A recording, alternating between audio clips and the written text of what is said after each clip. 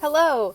Welcome to my historical marker challenge. If this is your first time here, I have challenged myself to not only learn more about my state and its history, but to also see if I can find 50 of these markers before the end of the year. I'm currently at 10. If you're interested in learning more about New Hampshire and New Hampshire's history, then definitely hit the subscribe button down below. All right, well, we should get going. I'm really excited. I haven't been to Dover in a long time, and I'm actually going to include you in a little bit on my process on trying to find these markers. I have the map. I took a photo on the computer this morning to where the little red dots are, and we're gonna go try to match that up with the GPS. So I'll see you soon.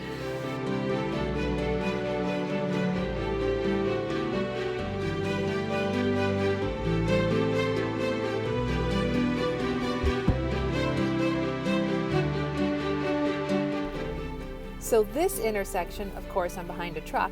I came out of here once with my coworker bringing me to her mom's house who lived up this way, and there was horses running down the hill and came right into this intersection. And my coworker all of a sudden was like, "Oh, those are my mom's horses." So we had to jump out and help catch them. There's the park. We're going under a bridge.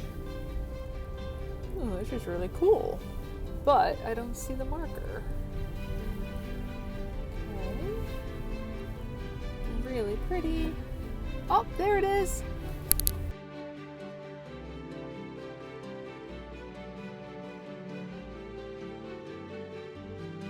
Hilton's Point, 1623. The first settlement at Dover was made here at the southernmost point of Dover Neck and was called Hilton's Point after Edward and William Hilton. They were fishmongers from London who, in 1623, established their fishing industry at this scenic site.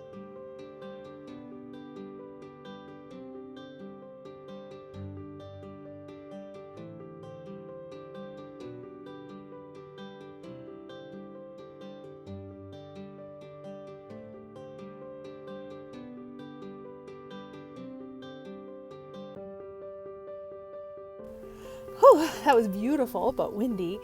Now we're going to be heading, oh gosh, I feel like, and I have no idea. So I jumped on the highway because I realized it was off a highway, and thank goodness it had a sign that said a marker ahead and a little pull off.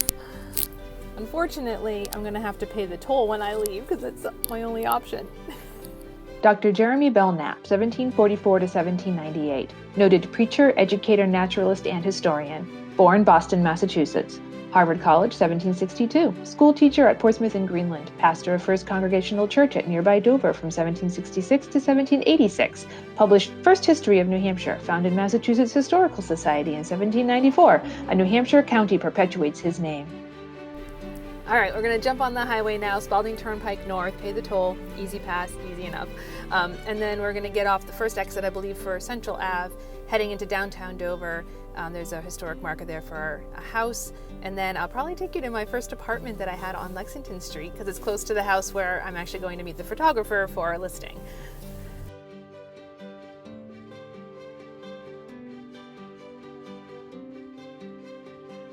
Home of John Parker Hale, 1840 to 1873.